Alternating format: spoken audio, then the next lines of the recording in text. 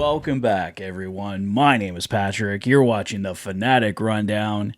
We finally have a series here between the Edmonton Oilers and Los Angeles Kings after it seemed like everything went against the Oilers for games 1 and 2. They find a way, despite facing a lot of adversity tonight, to take down the LA Kings in game 3 at home in front of their faithful at Rogers Place, taking down the Kings 7-4 tonight, and the Kings now lead the series 2-1. Game 4 going down on Sunday night. The Oilers, with another win, can get this series tied up heading back to LA, but it's definitely going to be a battle, and it was another battle here tonight between the Oilers and Kings. The Oilers doing something tonight that they had not been able to do throughout the series. At 2:49, Ryan Nugent-Hopkins, with his first of the playoffs, scores the first goal for the Edmonton Oilers tonight.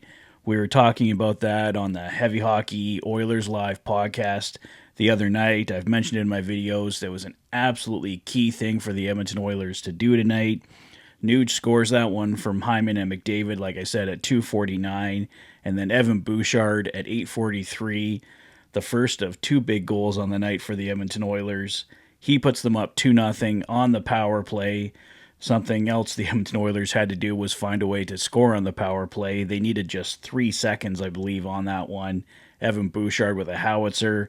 Leon Draisaitl providing a little bit of an interference. But hey, this is the Stanley Cup playoffs. Those kind of things happen. Draisaitl gets an assist on that one. It's 2-0 Oilers, and Rogers Place is really happy, but Adrian Kempe, as he always does for the LA Kings, starts putting a little bit of a damper on things. At 17-18 from Drew Doughty and Anze Kopitar, he makes it 2-1.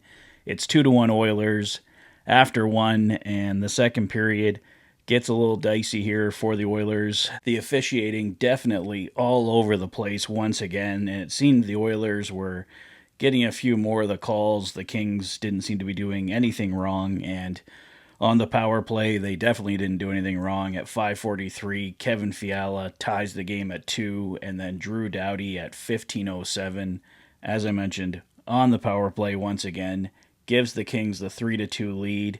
About 2 minutes later, at 17:19, Connor Brown with his first ties the game 3-3, but it's incredibly short-lived. Just 9 seconds later, Trevor Moore, a goal that goes in 5-hole on Calvin Pickard, who had the start tonight, and he just cannot allow that goal. The Kings go up 4-3. Rogers Place is deflated. There's talk on the broadcast on the panel in between the second and the third that possibly the Oilers should pull Calvin Pickard, put Stuart Skinner back in, and through the first 2 games, Stuart Skinner clearly struggled for the Edmonton Oilers, but plenty of struggle in front of him as well. The Oilers putting Calvin Pickard in tonight to try and change the momentum, see if they can get a few big saves, and Calvin Pickard certainly provided some for the Edmonton Oilers tonight, but there were some goals he also definitely wanted back as well, so there was a lot of controversy going into the third period with the Kings up 4-3, but at 13-18, Evander Kane, who really hadn't made an impact so far in this series, a couple early hits, took some penalties. The Kings had scored on both of the penalties that he had drawn, so it wasn't too much of a positive impact for Evander Kane to this point, but he scores here at 13-18, the all-important goal, tying this game at 4.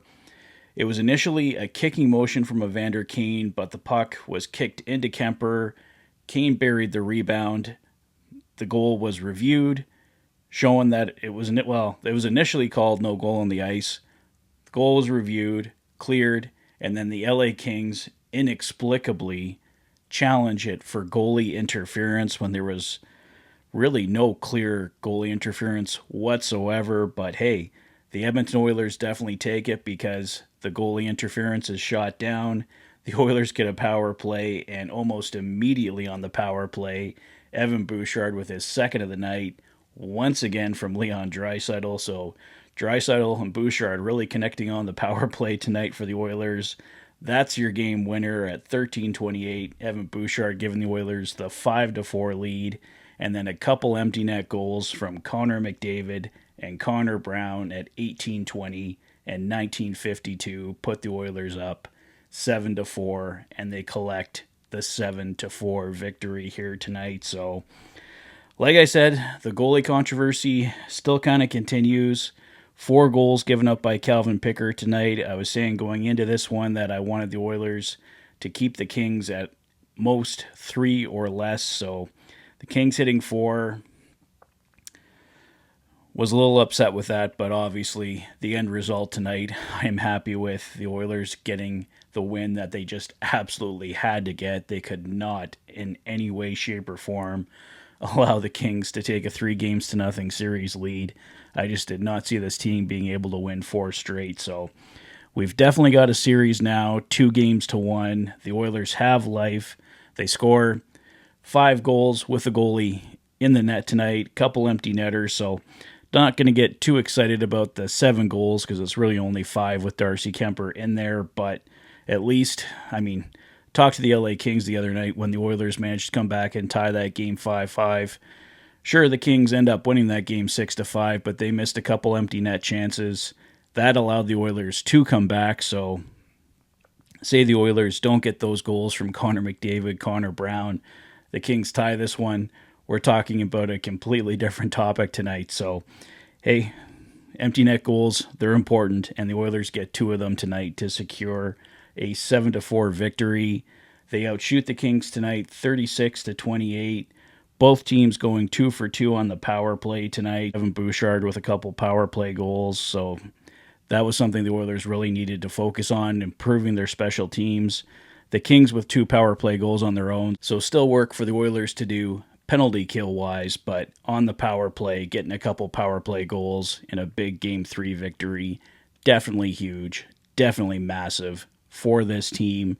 Great to see Evan Bouchard come through in such a big way. Connor Brown, Evander Kane having a positive impact, getting his first goal. He was all around it tonight. I think this was definitely his best game so far. And he's only played the 2, so out of the 2, this was definitely the better game for Evander Kane tonight. I think there's still some work to do for Calvin Pickard. He made some huge saves, especially one late there for the Oilers to preserve the lead. So he made some big saves when it counted, but also a couple goals that you don't like on Calvin Pickard as well. So like I said off the top, the goalie controversy will continue for a bit, but I think definitely coming off this win, I think we see Calvin Pickard come back for Game 4. Don't see the Oilers going back to Stuart Skinner at this point. If we had seen a loss tonight, maybe the Oilers go back to Skinner for Game 4. But Calvin Pickard makes some big saves. The Oilers get the win that they so desperately needed. You just saw the elation on Connor McDavid's face. They showed a clip of Connor after Trevor Moore's goal that gave the Kings the 4-3 lead and just the total dejection on his face. So seeing that elation at the end of the game, the Oilers getting this massive victory. Was going to mention as well, it sounds like Troy Stetcher is very close to returning here for the Edmonton Oilers, so he may be a possibility to join the D-Corps in Game 4. Don't know if the Oilers make any changes coming off a big win like this, but the game was kind of all over the place. They were up 2-0, fell behind 4-3, come back, win it 7-4, so it's hard to say what changes they'll look to make, but for right now, I'm just going to celebrate a 7-4 victory for my team tonight, and I think all of Oil Country will definitely be celebrating and enjoying their Friday night now. Let me know your thoughts on the big 7-4 victory here tonight in the comment section below. If this is your first visit to the channel and you like what you see, please consider liking and subscribing for all the latest Oilers content. You've been watching the Oilers Fanatic. Thanks for being a fan.